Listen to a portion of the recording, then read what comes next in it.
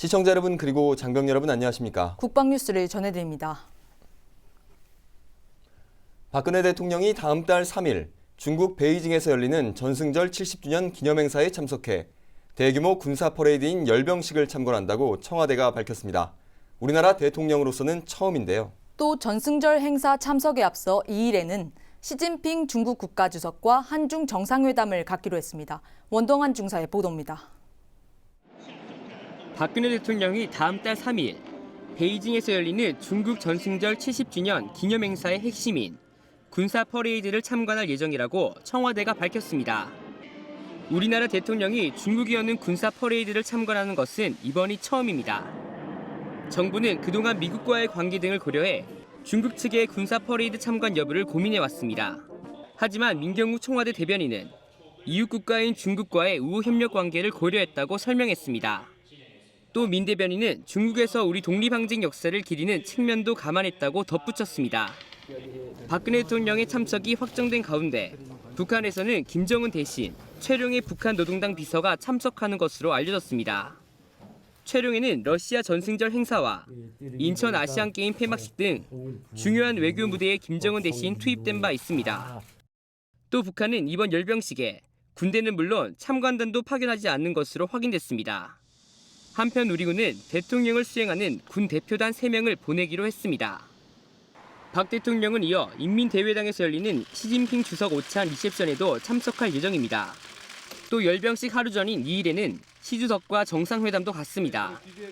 이 자리에서 박 대통령은 남북 고위급 접촉 합의 이후 남북 간 대화 국면이 조성된 점을 설명하고 북핵 문제 등에 대한 북한의 태도 변화를 이끌어낼 수 있도록 중국 측의 협조를 구할 것으로 전망됩니다. 또 한중일 3국 정상회의의 연내 개최 문제에 대해서도 의견을 교환할 것으로 보입니다. 박 대통령은 취임 이후 시 주석과 모두 5차례 정상회담을 했고 이번 회담은 6번째입니다. 박 대통령은 이어 4일 상해 대한민국 임시정부 청사 재개관식 등에 참석한 뒤 귀국할 예정입니다. 국방뉴스 원동환입니다. 청와대는 27일 오전 김관진 국가안보실장 주재로 국가안전보장회의 상임위원회를 열고 남북 고위급 접촉 관련 후속 조치에 대해 논의했습니다. 민경욱 대변인은 이날 기자들과 만나 이번 회의에선 최근 남북 고위급 접촉 결과를 평가하고 향후 후속 조치 추진 방향에 대해 논의했다면서 정부는 향후 후속 조치를 우선순위에 따라 차분히 추진하기로 했다고 밝혔습니다. 민 대변인은 특히 추석을 계기로 이산가족 상봉 추진 방안과 일정을 당면 과제로 협의했다고 전했습니다. 민 대변인은 또 오이사 조치 해제와 금강산 관광 재개에 대한 논의가 있었냐는 질문에 이번 회의에서는 논의된 바 없다고 말했습니다. 당정이 내년도 예산안 편성과 관련해 접적 지역인 비무장지대의 전투력과 대잠수함 전력 증강 등을 위한 국방비를 대폭 늘리기로 했습니다. 최경환 경제부총리는 27일 오전 국회에서 열린 예산안 당정협의 모두 발언에서 DMZ 전투력과 대잠 전력을 강화하는 등 대북전력 증강을 위한 투자를 증액하겠다는 뜻을 밝혔습니다. 이와 관련해 방위사업청 김시철 대변인은 2016년도 방위력 개선 사업 예산을 기획재정부에서 최종 조율하고 있다고 설명했습니다.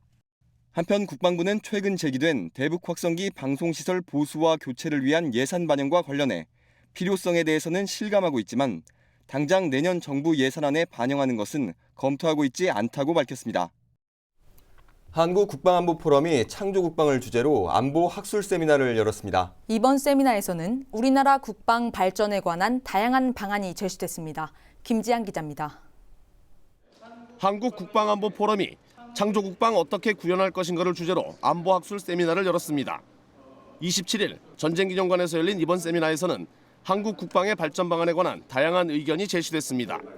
아주대 홍성표 교수는 동북아 안보 환경 변화와 창조국방이란 주제 발표를 통해 중국과 러시아의 결속력이 강화되고 미일 관계가 밀착되는 현 시점에서 국방개혁은 시급한 과제이며 이를 달성하기 위해선 국방부 예하 조직으로 운영되고 있는 국방개혁 추진기구를 대통령 직속기구로 격상해야 하며 개혁위원도 육해공군의 이해관계를 초월할 수 있는 군사 전문가들로 구성해야 한다고 말했습니다.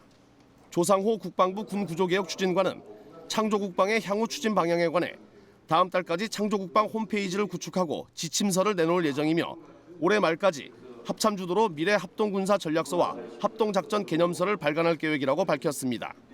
부형욱 국방연구원 국방전략실장은 북한 핵과 미사일 대비책에 관한 주제 발표에서 미래에 구축될 전력보다는 현재 우리가 가지고 있는 전력을 창조적으로 융합해 대응할 수 있는 방안이 필요하며 아울러 한미동맹의 능력과 한국군 자체의 능력을 창조적으로 조합하는 방안과 함께 이를 창의적으로 운용하는 방안도 동시에 연구돼야 한다고 말했습니다. 소프트웨어 공학센터 이성남 전문위원은 무기 획득 패러다임의 개선에 관한 주제 발표에서 수출 가능성과 방산업체 육성을 고려한 소요 제기와 함께 연구개발 단계에서 정부 자산과 기술 자료의 민군 공동 활용 방안을 모색하고 지속적인 성능 개량 연구 환경을 조성할 때 경제와 국가 산업이 함께 발전할 수 있다고 말했습니다. 국방뉴스 김지한입니다. 최근 북한의 도발로 군사적 긴장감이 최고조로 높아졌을 때 전역을 연기한 장병들이 속속 등장해 귀감이 됐는데요. 포격 도발이 일어났던 육군 28사단에서는 무려 16명의 병사가 자발적으로 전역을 연기해 최근 변화하고 있는 병영 문화의 한 단면을 잘 보여줬다는 평가입니다. 송민아 기자가 전합니다. 군사적 긴장감이 고조됐던 지난 24일, 육군 28사단에는 진돗개 하나 상황이 발령되고 장병들이 주둔지 경계를 강화합니다. 작은 움직임에도 예의주시하며 만일의 적 도발을 감시합니다. 경계 근무자인 정광기 병장은 전역을 불과 며칠 앞두고 자발적으로 연기했습니다. 국가 안보가 위협받는 상황에 나 자신보다는 생사고락을 함께 해온 전우와 고향에 있는 가족을 지키고자 하는 마음이 더 컸기 때문입니다. 대한민국 군인으로서 남아있는 전우들을 두고 전역하는 것은 아니라고 생각했습니다.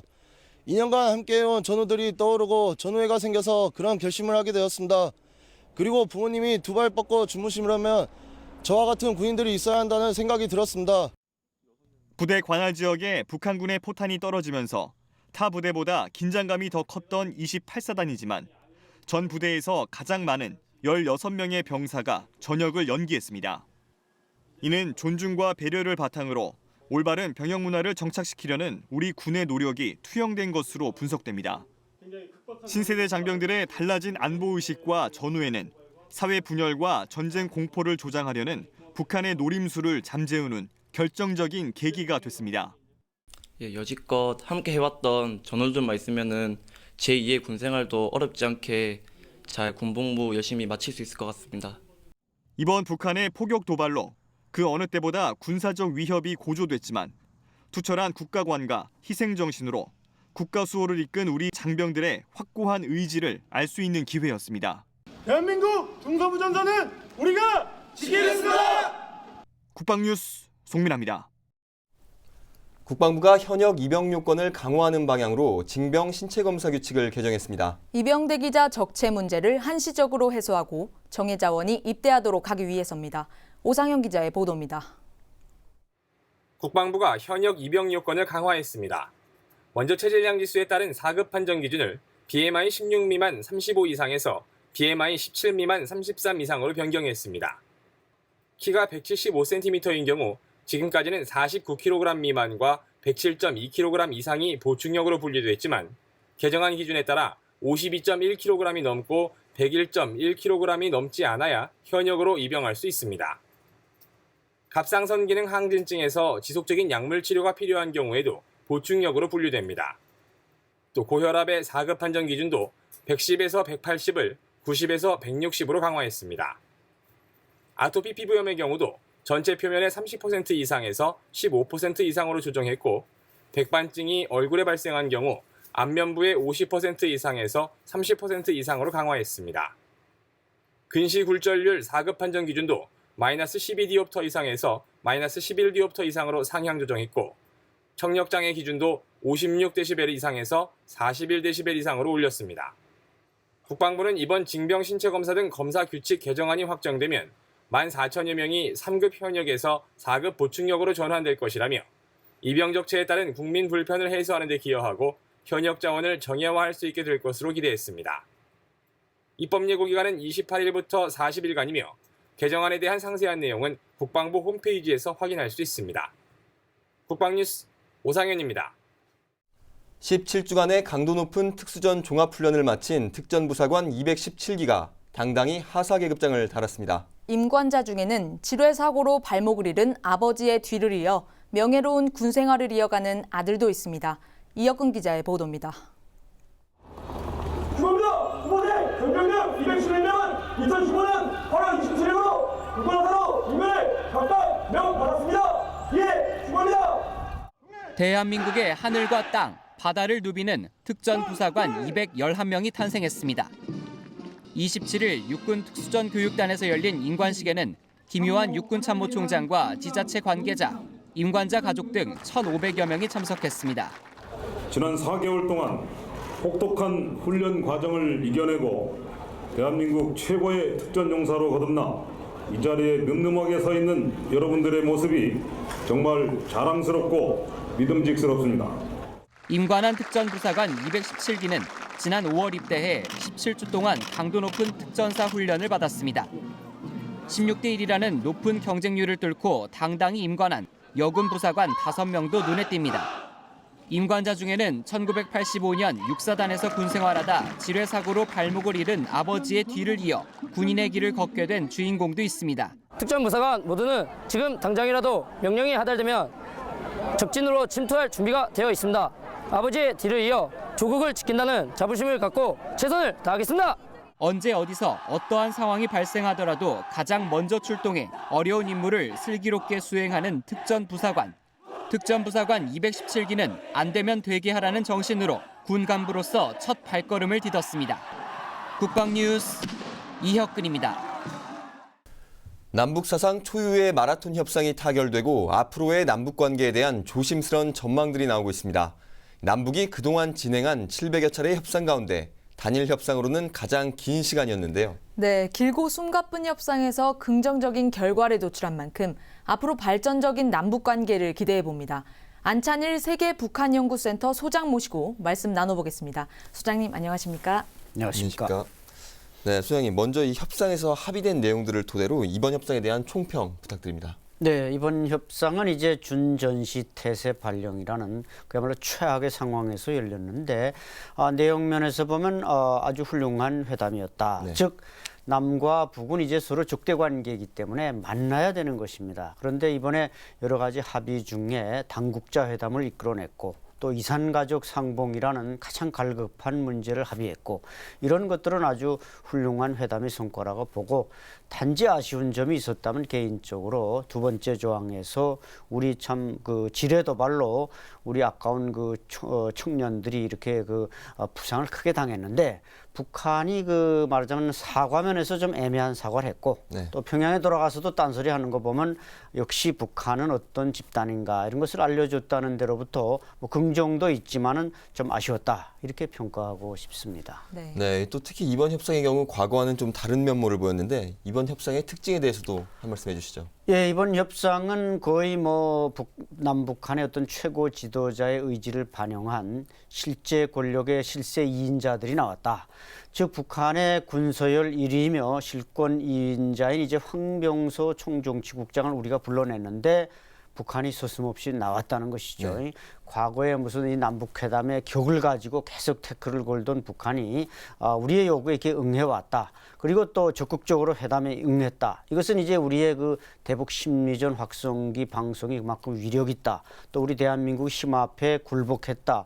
이런 것으로서도 평가하면서 동시에 앞으로 남북 회담에서는 뭐 좀 유머스럽게 한다면은 확성기 다시 틀 테니까 김정은이 안 나오면 안 된다. 그러면 김정은도 나올 수 있지 않을까. 이런 면에서 볼 때 이제 남북을 우리가 북한을 관리한다. 이런 측면에서 볼 때 대한민국의 위상을 한층 더 높인 회담이었다고 평가하고 싶습니다. 네, 이번 협상에서 좀 이례적이라고 할 수 있는 게 황병소 총정치국장이 조선중앙TV에 직접 나와서 회담 결과를 설명을 했단 말이죠. 근데 합의사항에 명시된 것하고 다르게 아까 말씀하신 것처럼 다르게 표현을 하고 있는데 어떻습니까? 북한이 합의사항을 이행할 것으로 보십니까? 글쎄 지금 황병소의 그 태도는 정말 네. 북한다운 태도였습니다. 뭐 어느 경우에도 과거 조명록 총정치국장이 워싱턴에 가서 백악관을 방문하고 와서도 어떻게 나서서 저렇게 기자회견을 한 적이 없습니다. 이것은 결국 이번 회담에서 우리가 얻어낸 그런 성과들을 희석시키고 또 어떤 그 우리의 이제 도발에 대한 사과를 마치 발뺌하려는 이런 의도로 보이기 때문에 우리가 이제 앞으로 회담에서 그런 걸 좀 반면 교사로 삼아야 된다. 그리고 또 그것은 어디까지나 북한 내부용이다. 이렇게 볼 때 북한의 집권 세력이 얼마나 체제를 유지하기 위해서 전전긍긍하고 있는가. 이런 것을 또 우리에게 보여준 측면도 있습니다. 네, 또 이번 남북 합의에 대한 북한 주민들의 반응도 궁금한데요. 어떻습니까? 합의에 대해서 물론 북한 당국자들은 그것을 사실 그대로 북한 주민들에게 알려주지를 않는다는 측면이 있습니다. 그렇기 때문에 뭐 남북 대화가 진행된다는 것은 북한 주민들도 환영하겠지만 자신들이 그 대화에서 굴복했다든지 이런 측면을 모르는 것은 아쉬운 점이 있고 이번 뭐 준전시 태세에서 북한 주민들이 막 사재기를 하고 피난을 가고 이런 걸 보여준 걸 보면 북한 주민들이 평소에는 전쟁이 콱 터졌으면 좋겠다 이렇게 말하면서도 실제로 목숨이 왔다 갔다 하는 일에는 아주 겁이 많다.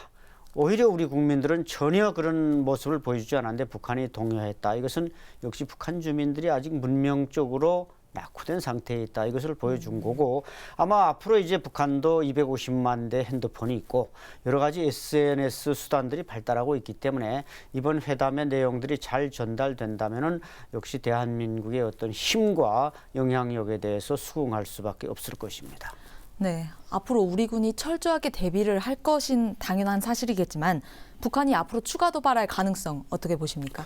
황병서의 그런 돌발적인 행동을 볼 때 북한은 역시 또 어떤 도발을 할지 모른다. 이런 것을 우리에게 이제 암시하는 것이죠.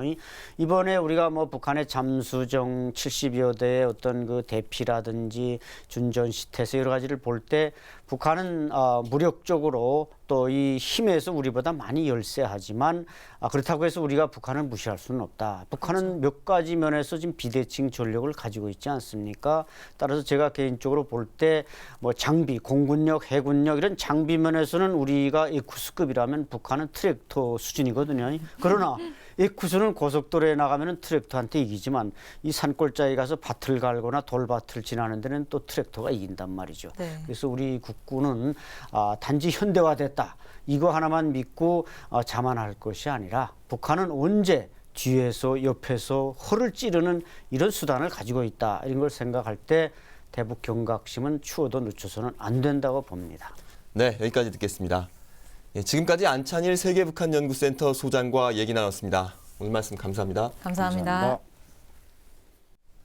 북한의 도발에 맞서 투철한 애국심으로 뭉친 신안보 세대가 대한민국 안보의 주역으로 부상했습니다. 전역보다 전우를 택한 현역 장병들은 물론 전투복을 꺼내 일전불사의 의지를 보인 예비역들까지 여러분이 바로 대한민국의 위기를 기회로 바꾼 주역이자 더 큰 대한민국의 미래입니다. 국방뉴스를 마칩니다. 시청해주신 여러분 고맙습니다.